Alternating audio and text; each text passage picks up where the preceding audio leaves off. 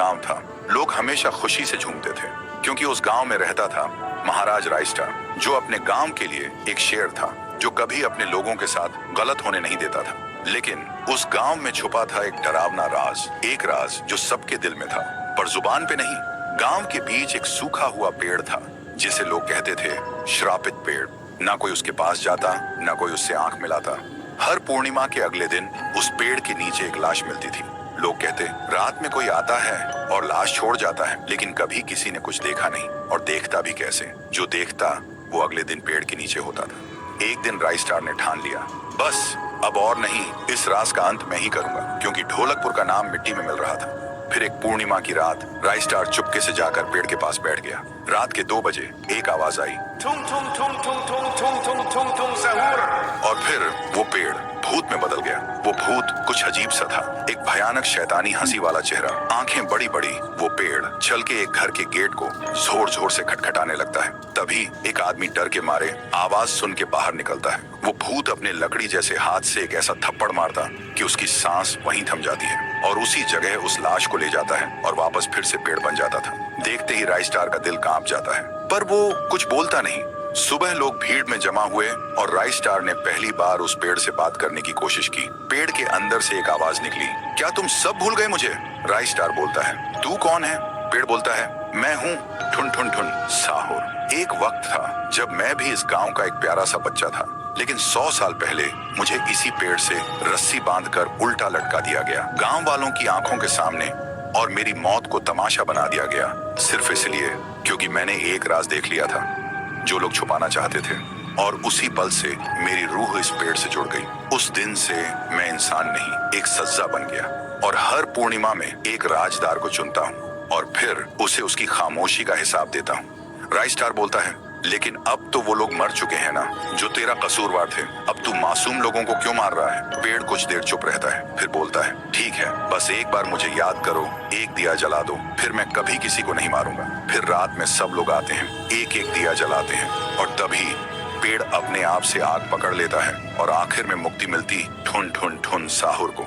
उस दिन के बाद गांव में कभी कोई लाश नहीं मिली। हर पूर्णिमा में लोग एक दिया जलाकर उसकी यादों को जिंदा रखते हैं, क्योंकि अगर भूल गए तो सपने में एक आवाज सुनाई देती थी, थुम थुम थुम थुम थुम थुम थुम थुम थुम सहूर। 1 साल बीत चुका था। ढोलकपुर वापस शांत था। गांव के लोग फिर से खुशी से जीने लगे थे। हर पूर्णिमा को लोग एक दिया जलाकर ठुन ठुन ठुन साहुर को याद करते थे। पर एक रात कुछ ऐसा हुआ जो फिर से सब कुछ बदल के रख दिया। लाशें फिर से मिलने लगी। हर 2 दिन बाद किसी न किसी के घर के सामने एक कटी हुई लाश पड़ी होती। गांव फिर से कांप उठा। एक दिन सब लोग महाराज के पास पहुंचते हैं और रो रो कर गांव की घटनाओं के बारे में बताते हैं। रात को महाराज 2 सेनापतियों से कहते हैं, जाओ और खोजो इस कांड के पीछे कौन है। लेकिन सुबह सिर्फ उनकी लाशें लौट कर आईं। एक का सिर था ही नहीं, दूसरे के पैर कट चुके थे। महाराज समझ गए कुछ तो लौट आया है, कुछ जो सिर्फ मौत का खेल खेल रहा है। और फिर कहते हैं, अब इस जंग का सामना मुझे ही करना होगा। उसी रात महाराज चुपके से गांव में आते हैं और एक पेड़ के पीछे खुद को छुपा लेते हैं। और ठीक रात के 2:30 बजे अचानक कहीं से धुआं छा जाता है और उस धुएं के अंदर से एक आवाज आती है,